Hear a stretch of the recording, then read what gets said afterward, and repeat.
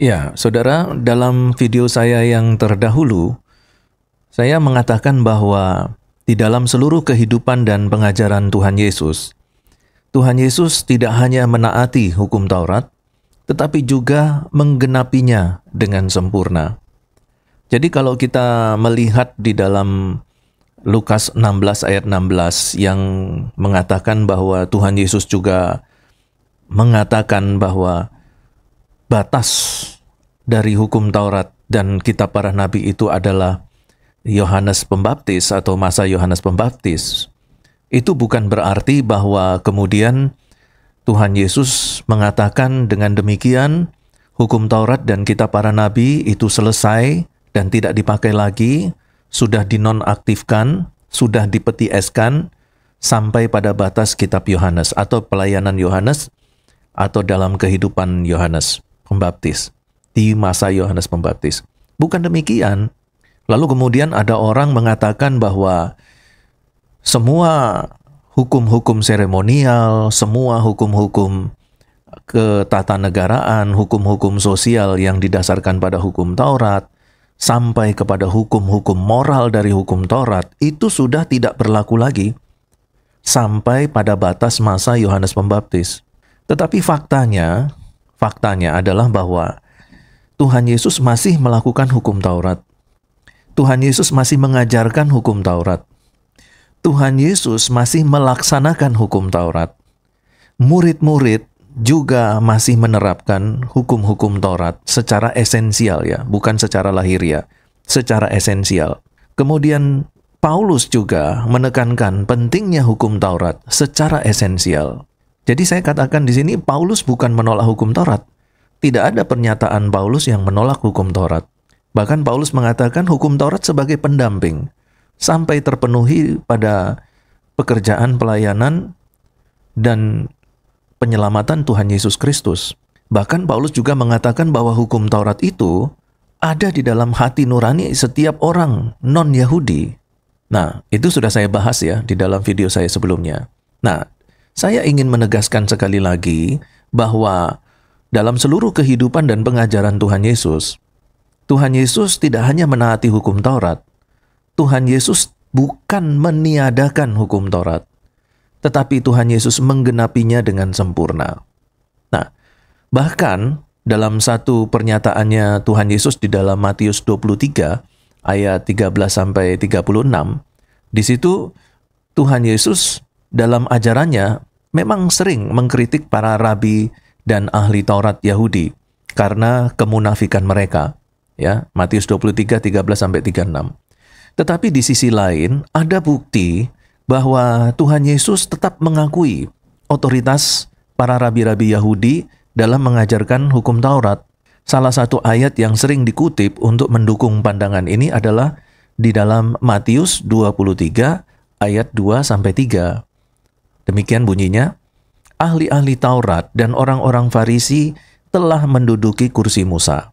Sebab itu, turutilah dan lakukanlah segala sesuatu yang mereka ajarkan kepadamu. Turutilah dan lakukanlah segala sesuatu yang mereka ajarkan kepadamu.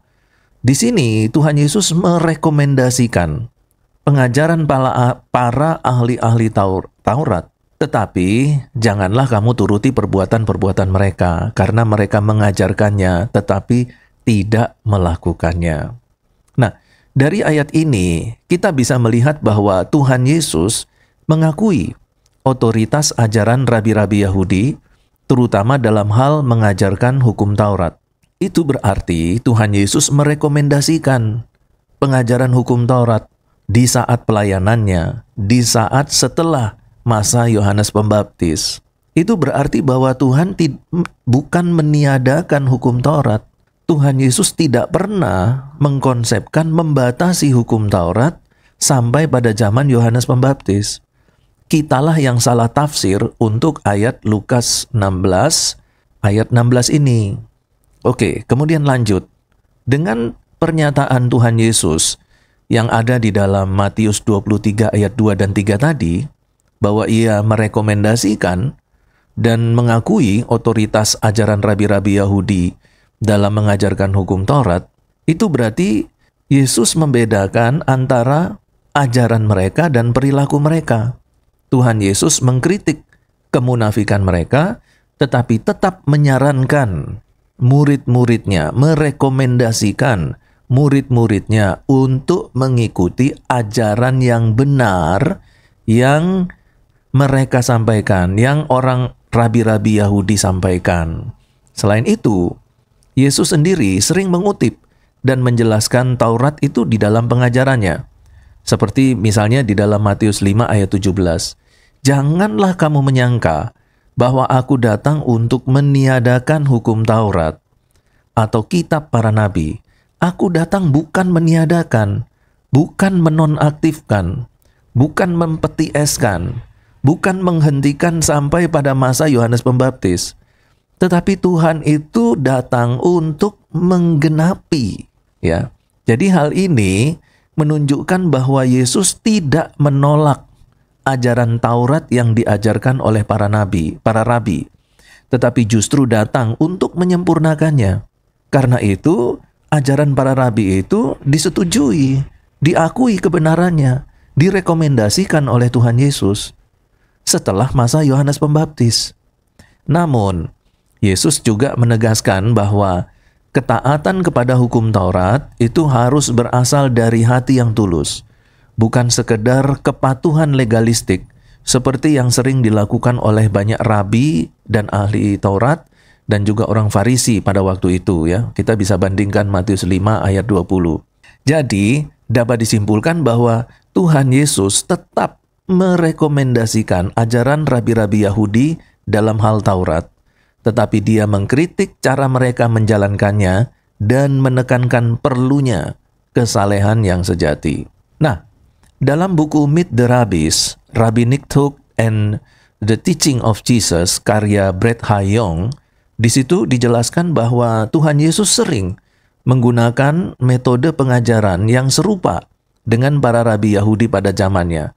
Bahkan, ajaran-ajaran para rabi Yahudi juga disampaikan di dalam pengajaran-pengajaran Tuhan Yesus.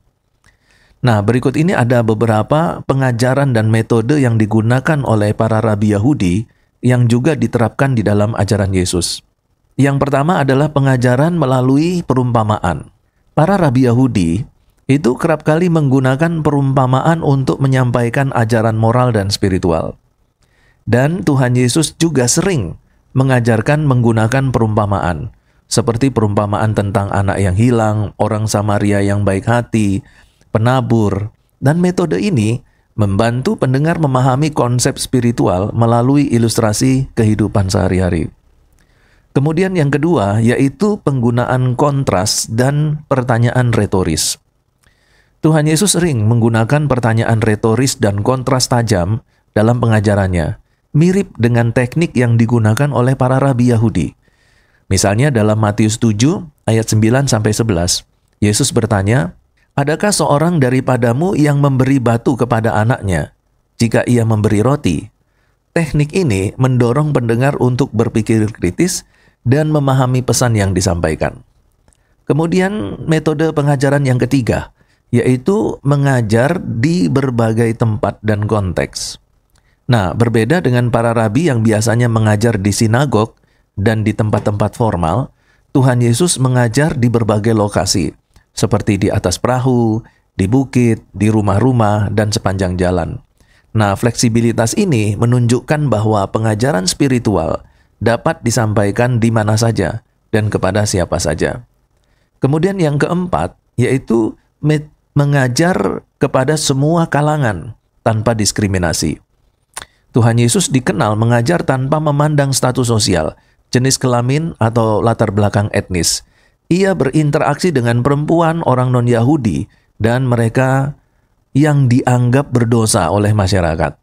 Pendekatan inklusif ini berbeda dengan beberapa rabi pada masa itu yang cenderung eksklusif dalam memilih murid dan audiens mereka.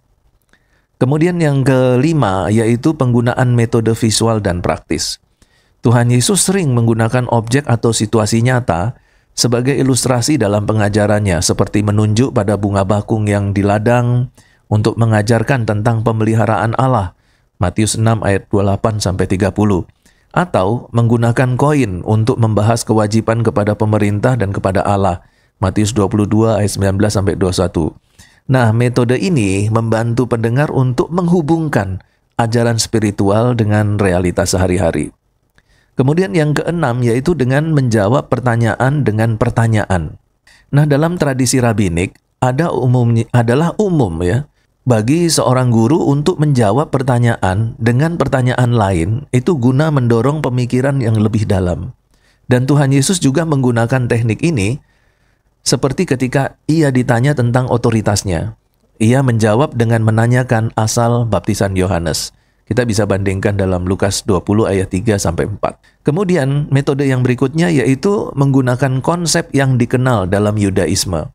Tuhan Yesus sering merujuk pada konsep dan istilah yang sudah dikenal dalam tradisi Yahudi seperti hukum Taurat untuk menjelaskan ajarannya dan menunjukkan penggenapan dari apa yang telah diajarkan sebelumnya. Jadi dengan memahami metode dan pendekatan pengajaran Tuhan Yesus yang sejalan dengan tradisi rabbinik, kita dapat menghargai kedalaman dan konteks dari ajaran-ajaran Tuhan Yesus. Dan kita juga dapat melihat bahwa sebenarnya Tuhan Yesus dekat sekali dengan sistem pengajaran para rabi Yahudi, baik di dalam metodenya maupun juga dengan isi ajarannya. Dan nanti di dalam video yang berikutnya, saya akan menjelaskan lebih mendalam lagi bagaimana hubungan antara Tuhan Yesus, para rabi Yahudi, pengajaran rabi Yahudi, dan hukum Taurat di dalam konteks kehidupan dan pengajaran Tuhan Yesus pada waktu itu.